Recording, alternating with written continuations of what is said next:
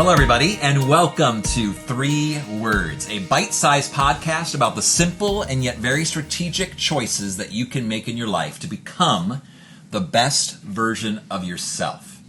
I am your host, Dr. Michael Brown, and as a business consultant and life coach, I have seen over and over and over again the effects upon my friends and family and children and colleagues and clients. How every choice counts, and how every moment matters, and how more can happen in 1 minute than can happen in an entire month if we choose to execute positive and powerful choices every single day. I am so honored today to have one of my life coaches and dearest friends. And even son. We can go there, yeah. This is my son, Logan Brown, who is actually one of my coaches in our D&B coaching community, but also my 21-year-old son. So I have not, to this point, ever had a podcast shared with a relative. So Logan, welcome today. Thank you for being a part of this conversation. What are our 3 words for today? Okay, the 3 words are make your bed. Which is ironic because I'm not sure you've spent most of your life actually living out these 3-word choices. It's ironic, but I mean, I have my reasoning. So I remember as a kid, you guys would always tell me make your bed. And I was like, this is so stupid. Why would I ever make my bed? Now, we would ask you to make your bed. For the record, we never demanded. For the record, let's just get the record straight real quick. Go ahead. The record is that we have never, ever demanded that our children make their bed. But we suggested it because of the power of daily habits and routines upon who a person becomes. Yeah. And as a kid, I didn't really get that because I was like, why would I make my bed? Because I'm just going to sleep in it tomorrow. We'll get all messed up. And I even told you guys, I'm like, listen, I don't want to make my bed because I like my sheets kind of loose in the morning. And if I make it, I'm so tight, I can't breathe, and I'm suffocating in my bed. So I told you guys that, and you let it go, for the record. Yeah. But, but then I think later on in life, I realized that you weren't telling me to make my bed because you wanted my bed made. You were telling me to make my bed because it's good to have an organized life, an organized brain, and making little choices today can really help you have a more productive day in the long run. So let's be honest. About 2 days ago, Logan sent me a Snapchat. I did, because we do him. We do Snapchat back and forth. That's all we do. And he sent me a Snapchat of him actually a little bit making his bed. It was a full make. It was not a full make. It was like a ball in the middle of the bed. 100%. And you were like, I just made my bed. I'm ready for our podcast, Dad. I'm ready. So here's my question. Be honest? Yes. On the record. On it. Do you make your bed every day? Since I found out I was making this podcast, yes. Do you make your bed before this podcast? Have you been making your bed on a regular basis? No. Okay. But I do other things on a regular basis that I think is basically like make your bed. So I think make your bed it doesn't matter about making bed. It's a metaphor. It's a metaphor. What does that mean? It's a metaphor for daily decisions, daily routines that transform our life. Yeah, so I have a morning routine. I like waking up early. This year I have my own room, so I started trying to do yoga.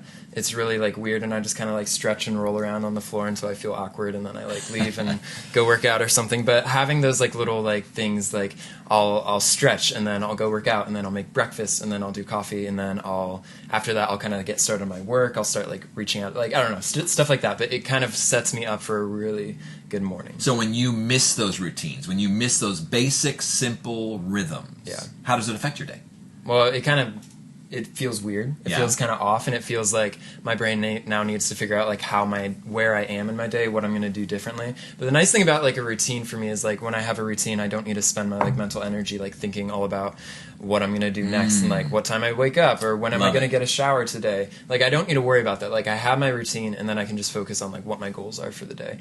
And I love it. Well, and in many ways, what we're talking about, Logan, is those daily decisions, similar to make your bed, that are actually going to help organize your life and help your life feel a sense of order. They actually have really profound effects upon our brain chemistry. I mean, research shows us that when your room is cluttered, oftentimes your mind is cluttered. When your desk is in disarray, your life is in disarray. Oh, yep. You have been raised in the home of a life coach. So yes. I appreciate you saying that. But it's true. There's something very powerful about those simple choices. Let me give you an example that seems a little bit unrelated.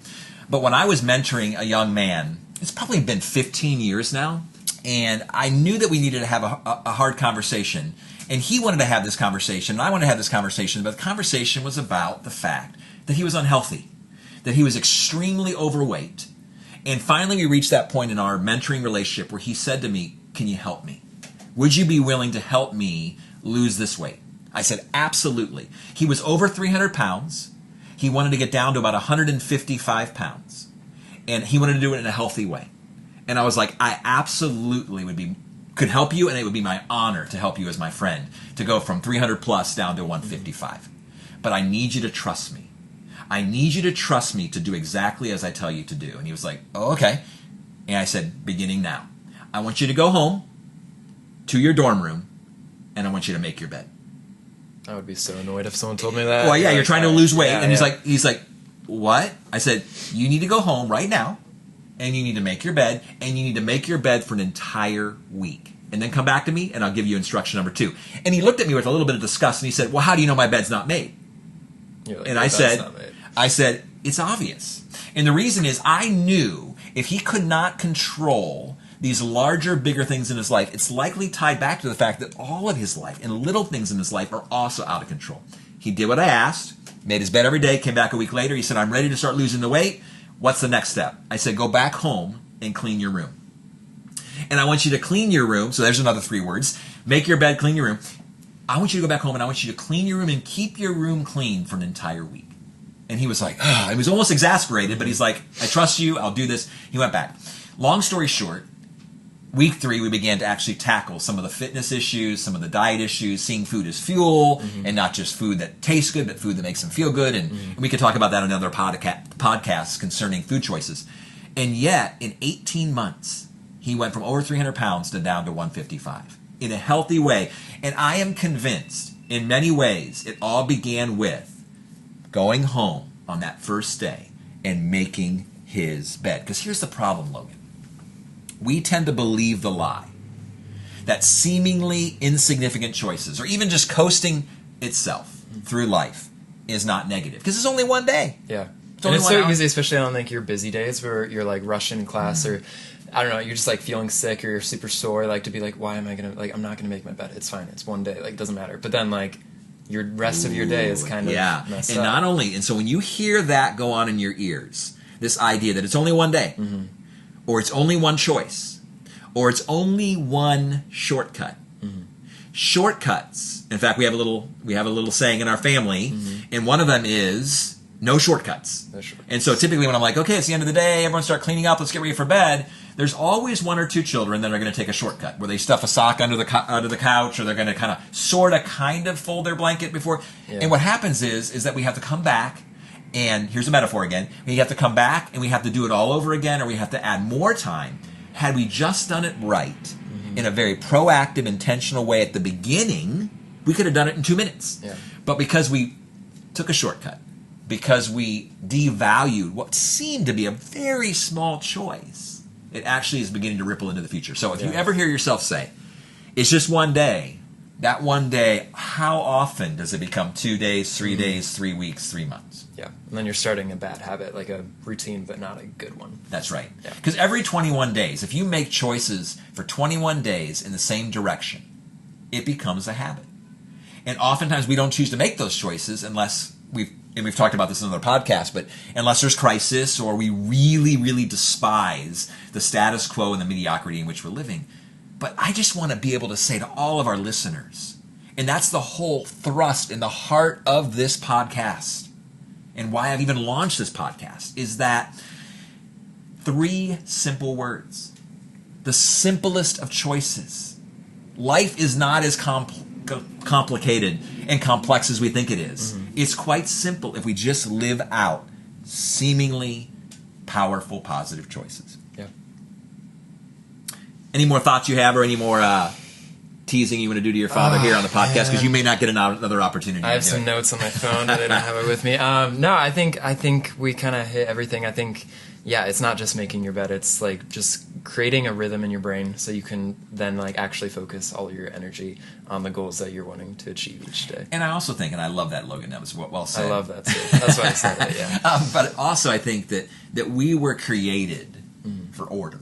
Yeah. And disorder tends to disrupt us becoming the best version of ourselves. Disorder creates disruption.